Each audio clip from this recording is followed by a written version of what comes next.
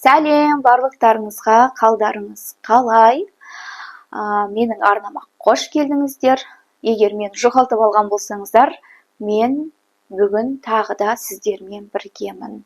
Әдеттегідей мен сіздерге өзімнің бет күтіміне байланысты сіздерге кеңесімен бөлісетін боламын. Өздеріңіз білесіздер, 25 жастан кейін кез келген әйел адамның бет терісінде өзгерістер пайда бола бастайды. Беттерінің бұлшық еттері болсаңси бастайды, және бетіміздегі әртүрлі осы кезге дейін мысалға қандай да бір косметика қолдансақ, опа-далаптар жаққан болсақ, соған байланысты кез келген бет терісінде өзгерістер пайда болады. Яғни бетімізде қара дақтар пайда болуы мүмкін, және де қара нүктелер пайда болуы мүмкін, және одан қалды бетімізде теріміз кішкене босаңсып, бұлшық еттер босап, бетімізде жаймендеп әжімдер пайда бола бастайды. 25 жастан асқаннан кейін кез келген әйел адам міндетті түрде өз бетіне, яғни күтім жасау керек. Енді мен сіздерге осыған дейін өзімнің пайдаланған кеңестеріммен бөліскен болатын сіздерге. Енді өзім тағы да пайдаланып жүрген, өзіме көмектесіп жүрген осы бір маска дейді ғой, осымен сіздермен бөліскім келіп отыр. Қазіргі таңда менің жасым енді 33-те жас уже кез келген әйел адамдардың 30-дан асқаннан кейінге бетімізде бірінші өзгерістер пайда болады. Осы өзгерістер бізге әйел адамдарға ұнамайды. Өздеріңіз білесіздер, барлығымыз жас күйімізде қалғымыз келеді. Жас қалпымызда, осы жас қалпымызда қалу үшін бетімізге жақсы күтім жасауымыз керекпіз. Енді көп әйел адамдар қазіргі таңда әжіммен күресіп жатады. Әжімді кетіру үшін бірнеше нелерді қолданады, яғни кремдерді қолданады, бірнеше сывороткалар қолданады, яғни сарысулар. Көп жағдайда олардың барлығы бізге көмек бермейді, өйткені оның барлығы бренд.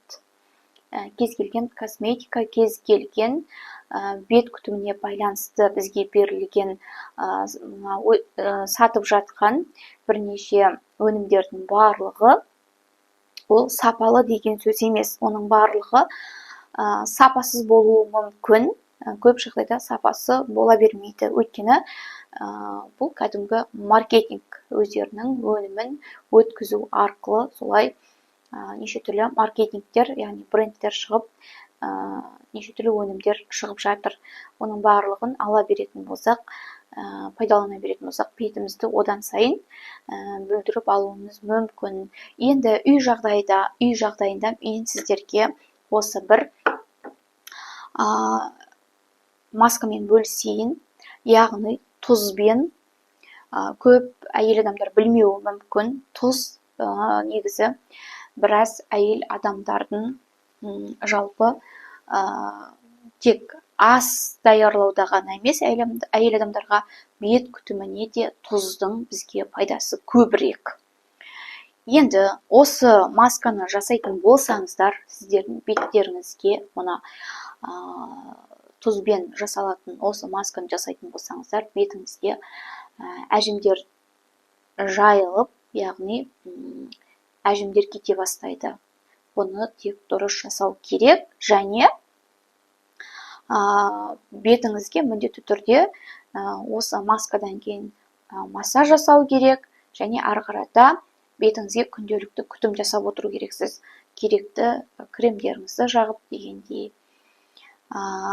Бет терісіне арналған бұл әжім кетіретін бұл маска, тұздан жасалатын маска.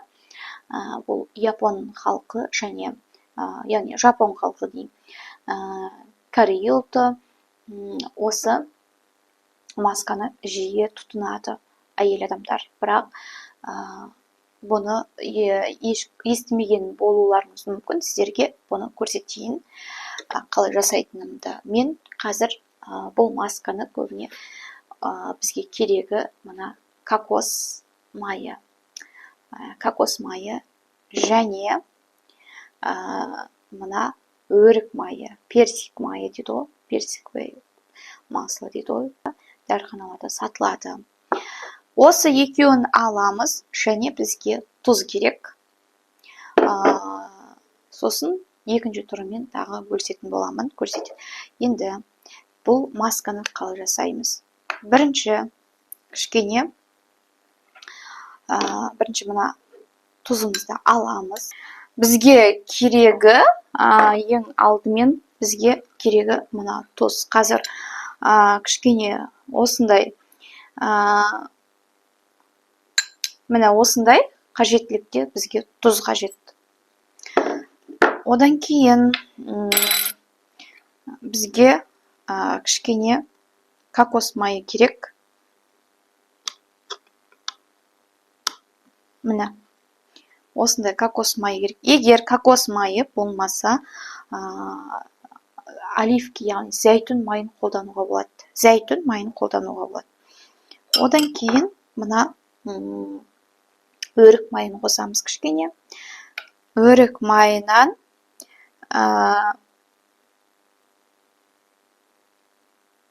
міне осыншама қосатын боламыз. Содан соң араластырамыз. Әбден араластырамыз.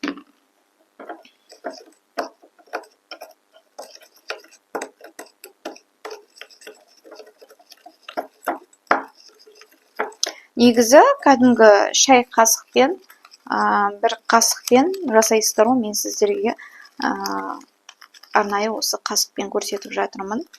Кішкене өздеріңіздің беттеріңіздің көлеміне байланысты жасайсыздар.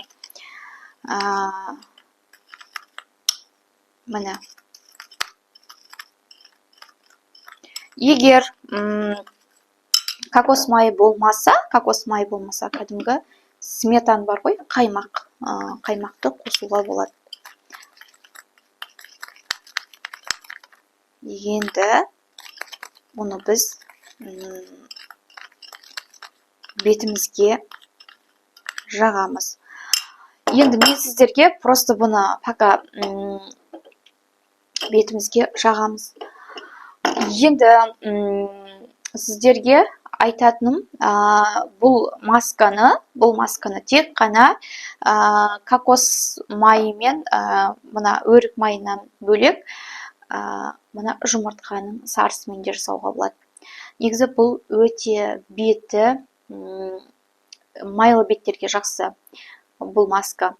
Жұмыртқаның сарысына жаңағы бір қасық немізді шай қасықпен тұзымызды салып араластырамыз, және кішкене мына өрік майын қосамыз. Өрік майынан кішкене қана жарты шай қасықпен қосып араластырып бетімізге жағамыз. Мен бұл немен жұмыртқамен кеше жасаған болатынмын, сондықтан мен бүгін бұны жасамаймын. Сіздерге қазір осыны көрсететін боламын.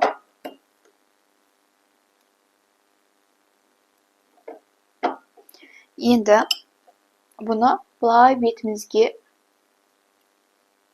жағатын боламыз.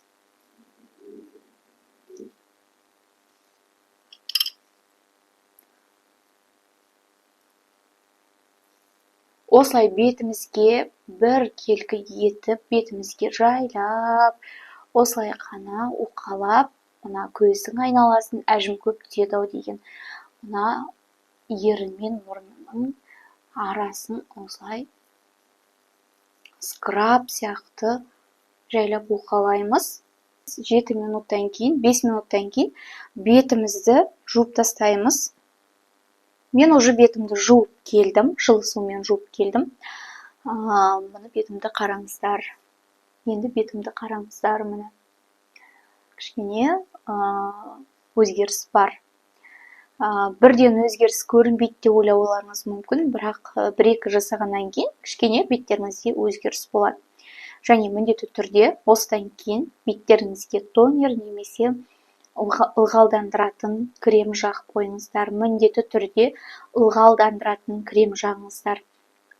Беттеріңізге қандай да бір маска жасағаннан кейін, беттеріңізді жуып болғаннан кейін, беттеріңізге ылғалдандыратын крем жақпасаңыздар, өте құрғап, бет терісі кішкене құрғап, одан сайын әжім түсуі мүмкін. Құрғақ бетке көбіне әжім тез түседі.